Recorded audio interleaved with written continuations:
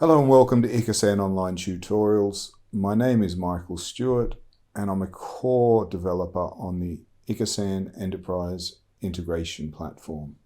Today we're going to be looking at developing or generating an Ikasan module using some of the Maven archetypes. One in particular we're going to be using is the JMS to JMS Integration Module Archetype.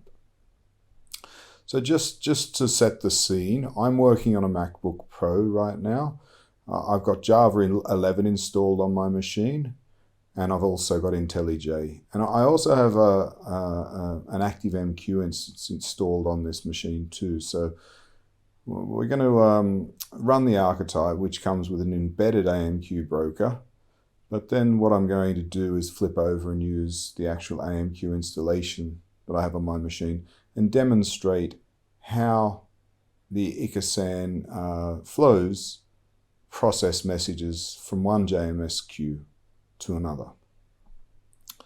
Anyway, let's just have a quick look here. So we've got here in the Ikasan documentation, we've got a reference under the developer section of the Ikasan documentation that gives us some details of how to use this particular Maven archetype to create a JMS to JMS module. So I'm going to basically run through this. So the first, I've already copied the archetype. And what I'm doing is I'm just changing a couple of the default values. The first thing I'm doing is I'm setting the version of the archetype to the latest version of Ikasan. So I'm currently working on Ikasan 3.3.1, so I'm putting down the archetype version to align with that version of Ikasan, which is 3.3.1. I'm also giving the coordinates for the project that gets generated, the group ID and the artifact ID. I've modified those. I'm leaving the version that gets generated as a 110 snapshot, and I'm leaving the flow name that gets generated as JMS to JMS flow. So if I'm going to hit enter there, you'll see that Maven kicks in and starts to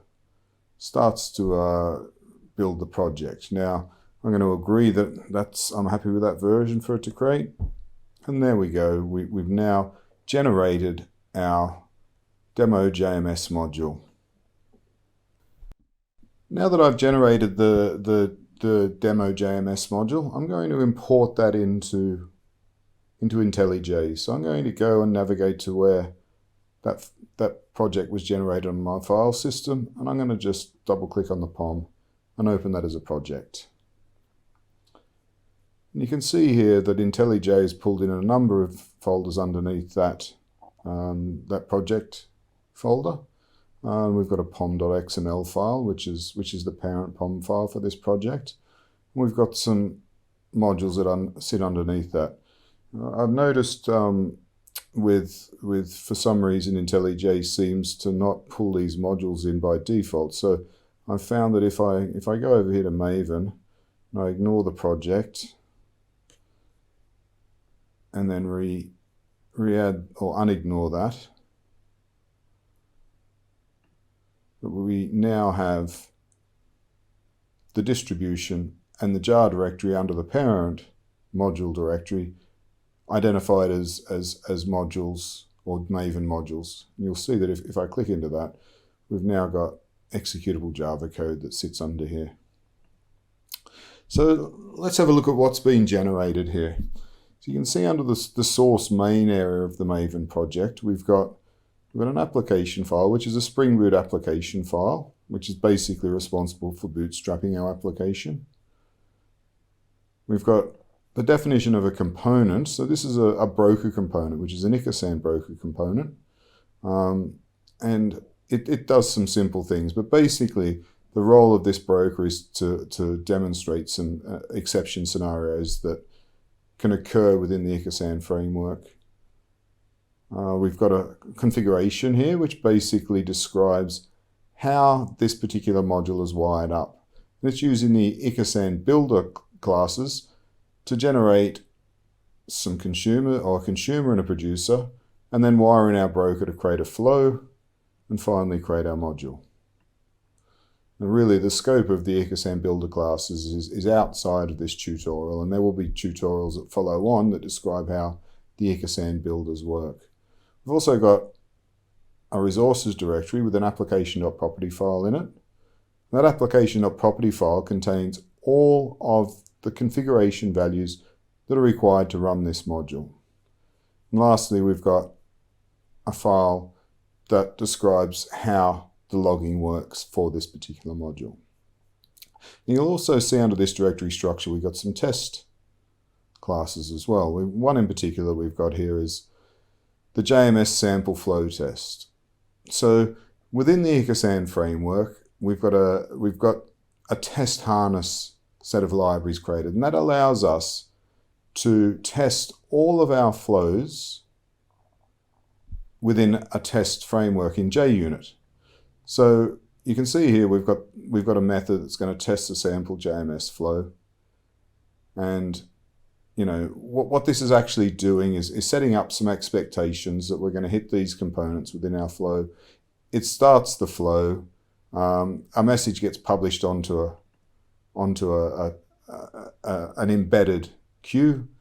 The flow will read that. We'll wait a second to let it do its to let it process that message, and then we're going to validate that the message has been received on the producer side of the flow. We've also got some other tests here which are testing some exclusion scenarios. So what I can do here is I can click on the sample flow test, for example, and you'll see that will allow me to run that flow. I'll run that test and execute that flow. And there we have it. That test has successfully completed. Now, just to show how this can be useful when you're developing your Ikasan modules and flows, is that we know that the broker is a component that's going to get hit in this particular test. So what I can do is I can set a breakpoint. Then I can come up here, and rather than running the test, I can run the test in debug mode. What we're going to see is that test also bootstrap and run. And at a point in time, it'll hit this breakpoint. And there we have it. We've hit that breakpoint now. And I can now step over that. I can look at any of the values that are set on this component. So we can see that it's not going to generate any exceptions, and it's just going to return the value, and the flow is going to complete. Now our test has failed here because the seconds expired and we haven't satisfied our results, but it gives me the opportunity to inspect the behavior of any of the components within that flow. So we've seen how I can import that project into IntelliJ, and I can execute the JUnit test from within IntelliJ, and I can debug that particular flow using IntelliJ as my integration development environment. Now what I'm going to do is I'm going to run through building this project from the command line, and then I'm going to go ahead and deploy that project onto my machine, and I'm going to start it up from the command line, and we're going to have a look at what gets bootstrapped within Ikasan, and we're going to run through some sample publications of data and see how the module behaves. So we're back at our command prompt now, and we're in our module directory. So I'm going to run maven clean package on that project.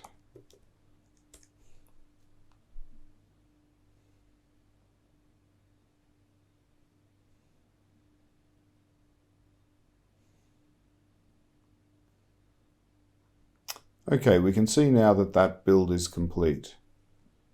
If I have a look now in our distribution directory, under the target of the distribution directory, we now have a zip file that's been created called demo JMS module distribution 110 snapshot dist. So I'm going to copy that to my distribution location on my machine.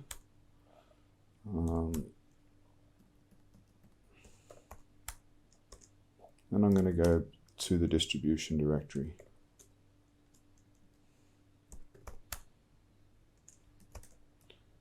You can see the zip file there. And I'm going to unzip that file.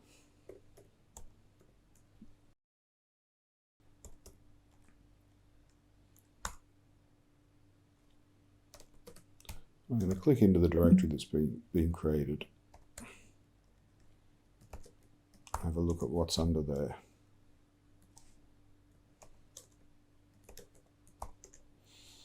Okay, you can see there that we've got a bunch of scripts. Some of them are batch scripts, so they're relevant for Windows, and some of them are shell scripts that are relevant for my Linux environment on my MacBook Pro. There's also a config directory, which has the application.properties in it, as well as our logging properties file. And also there's a lib directory, which contains the jar file for the module we've created, a jar file for H2, which is the underlying relational database that the module uses, and also a jar file for the shell, which is the Ikasan shell, which allows us to interact with the module via a CLI or command line interface. So let's start this module up. So in order to start this module up, I execute Ikasan simple.sh start.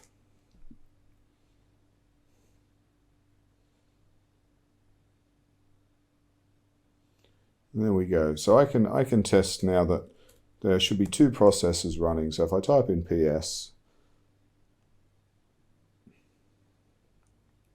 you can see we've got a process running for H2, so process ID 3672, and a process running for the module, which is 3673. And I can also have a look under the logs directory. I can see that there's a log file being generated.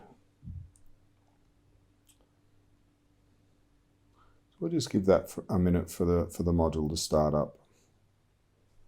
Okay, I've been monitoring the log files, and I can see that that module has started successfully as a result of this line item being logged to the log file. In that line item, I can see this URL, and that's the URL that the module has been bound to. So I'm going to copy that URL and come over to the browser here and paste that in. So you can see here we're taken to the management console for that module. I'm going to log into that, just using the default username and password, which is admin rather. And you can see here that we're taken through to a screen. We've got various options here at the top. I'm going to click on modules. And you can see that we can now see my demo JMS module. And if I click into that, we've got one flow, which is called the JMS to JMS flow. So we've got some controls here. I can start that flow. I can stop the flow. I can start it and pause it, and so on. Now, I'm not going to go into the details of that. That's for the scope of another tutorial. But basically, what we have here is the module up and running now. So we've generated it from our archetype. We've built the code. We've deployed it to a distribution location, and we've started the module. So that's not really that interesting for us now. Really, what we need to do is see this module actually processing some messages from one JMS queue to another. At the moment, this is configured just to use an embedded MQ broker. What I'm going to do now is run through the process of getting this connected to an active MQ broker. And I'm also going to install the Ikasan dashboard and have this module register itself with that dashboard. And subsequently, we're going to see some messages flow through the messaging system and see what sort of things that we can do with the module that might be interesting. So the next thing I'm going to do is go to Maven Central, and I'm going to download the distribution of the Ikasan dashboard. So you can see here there's a zip file. We're downloading version 3.3.1, which is the current latest version of Ikasan. I click on that, you'll see that that begins to download. We'll just wait for that to download.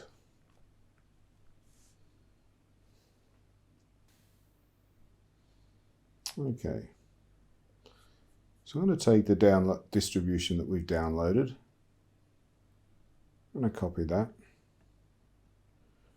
I'm going to put it over in the location on my hard drive, which is where I put all of my distributions, which is over here.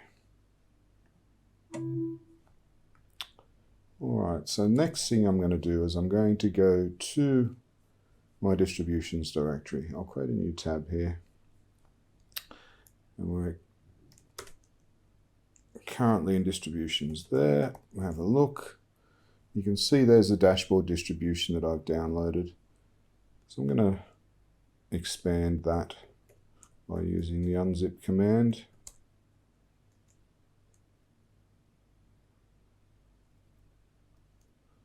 And we'll click into that directory now and have a look what we've got there. So you can see there's a shell script that's used to start the dashboard. We've got a lib directory which has the jar files that are used with the dashboard. So there's a H2 jar there for the H2 persistence, and there's a dashboard jar file which contains all of the necessary classes for a Spring Boot application to run. We've also got a Solr directory, which is a distribution of Solr that the Ikasan dashboard uses for its persistent store for all documents. And we've got a config directory, which has the application.properties in it. Okay, so let's have a look in that application.property file. It's got various configurations that are relevant to this dashboard starting up, but you can see it's starting up on port 9090 up here. We've got a database configuration. We've got some other bits and pieces there that we won't go into any more details about. But let's go ahead and start that dashboard. So that we use the shell script and we call Ikasan sh.start. Alright, so you can see it starts up H2, it's starting up the Solr instance now, and then finally it goes ahead and starts the dashboard. So we can tail those logs and watch for the dashboard to start up. Okay, I've been monitoring the logs and I can see that the dashboard is now successfully started up. So I'm going to go back over to the web browser and I'm going to open up a new tab and put in the URL for the dashboard. You can see there we're presented with a login screen, and once again I'm going to use the default login details, which are just admin, and log into the dashboard. You can see there we've got an empty dashboard apart from one embedded flow which comes bundled with the dashboard. There's not really anything else here much to see. So the next thing we're going to do is we're going to tell the agent that we've created, the new JMS to JMS agent that we've created from our archetype. And I'm going to tell it about the new dashboard so that it begins to interact with this dashboard and we can start to actually do some more interesting things, which I'm about to demonstrate to you. So let me click over and make the appropriate configurations required to have that new module communicate with the dashboard. Okay, now what we're going to do is we're going to go back into the configuration file for the module and we're going to edit that. Now there's one particular set of properties that I'm interested in here, and it's these Ikasan dashboard extract properties. The first thing I'm going to do is I'm going to enable that. So I'll set that to true. I'm going to check that the base URL for the dashboard is correct. So we know that we're running on localhost port 9090 and that the extract username and password are our default admin username and password. So that is what's required here. I'm going to save that and then I'm going to restart the module.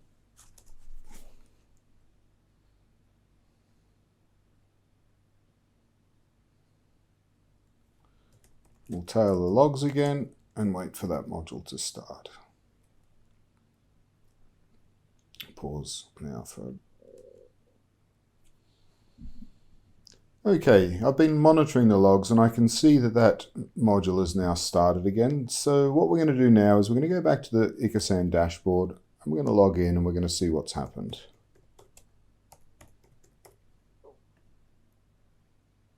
All right, now what we can see here is we've now can see our new module has registered itself with the dashboard. So what happens there is that there's a REST service that's exposed on the dashboard, and when that module goes through its startup lifecycle, it publishes some metadata to the dashboard so that the dashboard becomes aware of that particular module. Now you can see here that we've now got two flows, one in a running state and one in a stop state. I can see that the dashboard's now aware of the state of the flow in our new JMS module. What I can also do is I can click in to our module and I can see this is a diagrammatic view of what our particular flow looks like in that module.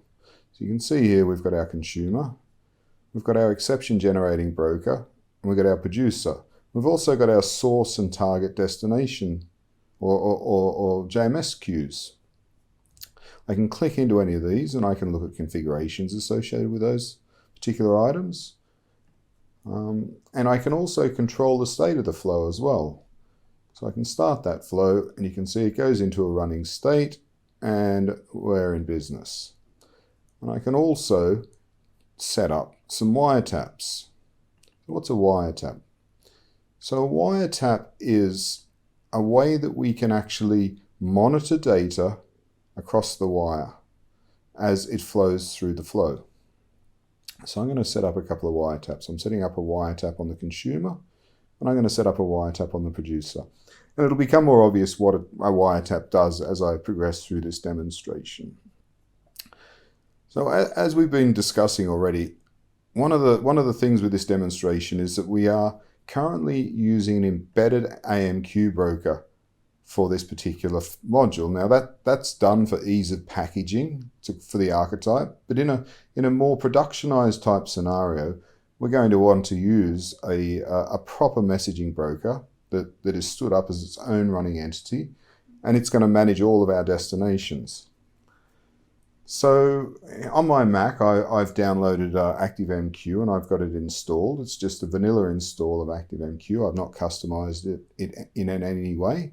And what I'm going to do is I'm going to start that up and we're going to change the configuration in our JMS module so that it uses an external broker. And then we're going to get some messages to flow through that broker. Okay, here's the install location of ActiveMQ on my MacBook Pro. I've just used a homebrew to install it. And like I say, there's been no customizations. It's just a vanilla install. And I'm going to start that by calling ActiveMQ start. And there we have it. And my broker is now running. Now the next thing I'm going to do is stop our simple JMS module. All right, now that module's stopped, I'm going to edit the configuration file. And what I'm going to do is I'm going to change the configuration of the JMS provider. So we're no longer going to use the embedded broker that comes bundled with this particular demonstration. We're going to use the actual AMQ that I've got running on my machine. So it's just the default. I'm using the protocol TCP. It's running on localhost on port 61616, and there's one flag here which is JMS use async send equals true. So I'm going to save that, and I'm going to restart my module one more time.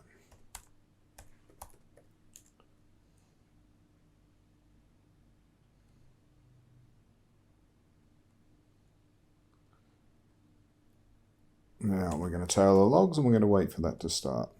Okay, I can see that the module's started now, so we're going to flip back over to the dashboard and we're going to see what we can now do when we're bound to an actual messaging broker that's externalized from the application, no longer an embedded broker. So the first thing I'm going to do is I'm going to navigate to the ActiveMQ broker admin page. So it's once again, it's just the default locations running localhost 8161, and then the context path is admin index.jsp. So I can click on queues here, and I can see that there's no queues that have been exposed yet. Let's go back over to the dashboard, and we're going to log in using our default admin username and password. We're going to click into our demo JMS module. We're going to start that up. That's now running. If we click back over here to ActiveMQ and we refresh that, you can see there now that a queue has automatically been created, which is our source queue.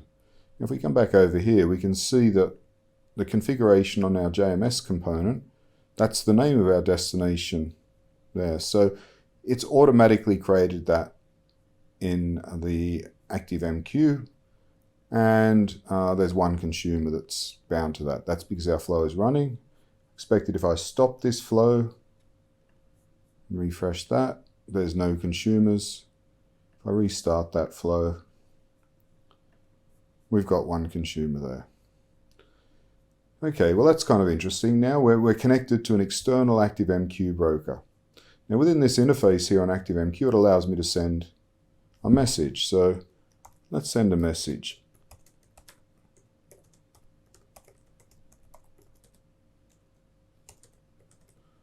It's just going to be a text message. We'll send that.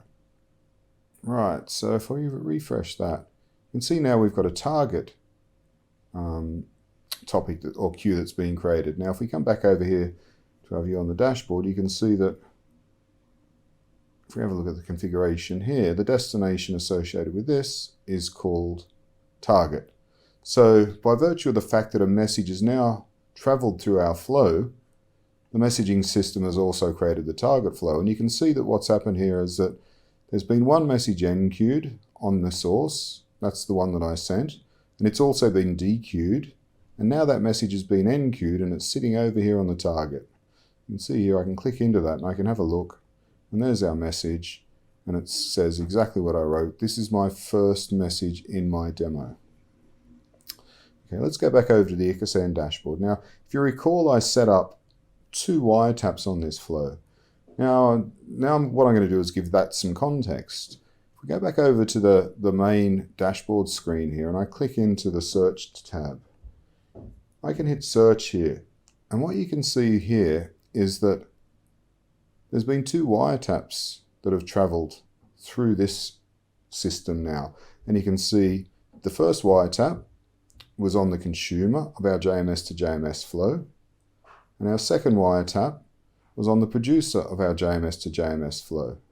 I can click into those and I can see what the content of that message was. And I can also see what time it happened. And we've also got an event identifier that gives it a unique reference within our system.